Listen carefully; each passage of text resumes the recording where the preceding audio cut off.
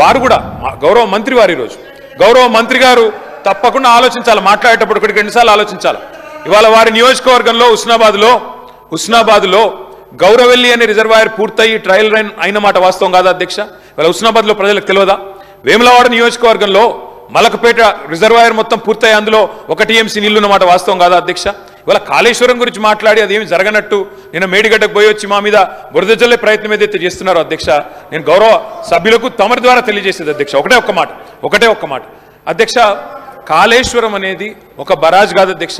కాళేశ్వరం అంటే 3 బరాజులు, 15 రిజర్వాయర్లు, 21 pump హౌజులు, 19 sub స్టేషన్లు, 203 కిలోమీటర్ల టన్నల్స్, 1531 కిలోమీటర్ల గ్రావిటీ కాలువలు, 141 టీఎంసీల స్టోరేజ్ కెపాసిటీ, అదేవిధంగా 240 టీఎంసీల యూటిలైజేషన్. శ్రీయర్ గారు ఏమన్నారు అధ్యక్ష? శ్రీయర్ గారు ఒకటే మాట అన్నారు, స్టెబిలైజేషన్ కూడా తీసుకోవాలి ఒక ప్రాజెక్టులో. కొత్తగా 97,000 కూడా నీళ్ళు ఇయ్యలేదని మాట్లాడితే స్థిరీకరించబడ్డ ఆయకట్టు ఎంత అని అధికారిని అడుగుతుంటే ముఖ్యమంత్రి గారు మాట్లాడనీయలేదన్నారు. గొప్ప ఉదాహరణ నా నియోజకవర్గం అధ్యక్ష. మా దగ్గర అప్పర్ మానేర్ అనే ప్రాజెక్టు నిజాం టైంలో కట్టినారు అధ్యక్ష, 45లో కట్టినారు. ఆ అప్పర్ మానేర్ అనే ప్రాజెక్టు కోసం ఆనాడు రాజశేఖర రెడ్డి గారి ఆనాడు ప్రభుత్వం ఉన్నప్పుడు కూడా పాదయాత్రలు జరిగినాయి.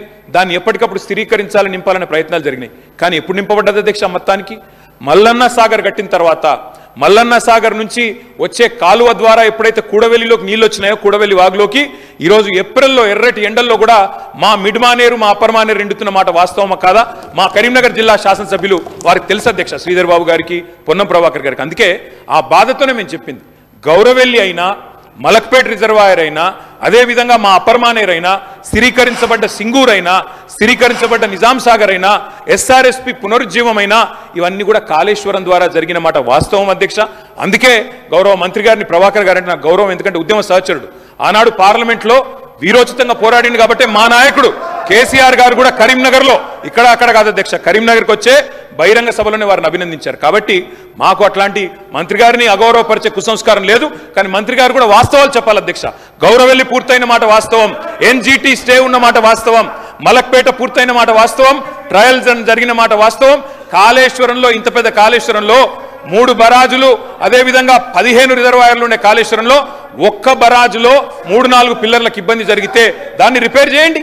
ఇప్పుడే మా గౌరవ పెద్దలు కడియం శ్రీయర్ గారు డిమాండ్ చేసినారు, దాన్ని రిపేర్ చేయండి. రైతుల మీద కోపం పెంచుకోకండి. కేసీఆర్ గారి మీద కోపం ఉంటే, రాజకీయంగా ప్రయోజనం కావాలనుకుంటే ప్రయత్నం చేయండి. కానీ ఆ ప్రాంత రైతాంగం పట్ల కక్ష కట్టవద్దు. నింపండి, మేడిగడ్డ నింపండి, కాళేశ్వరంలో పంపింగ్ స్టార్ట్ చేయండి. వాళ్ళ 5,000 క్యూసెక్ల నీళ్లు కిందికి పోతున్నాయి. ఇది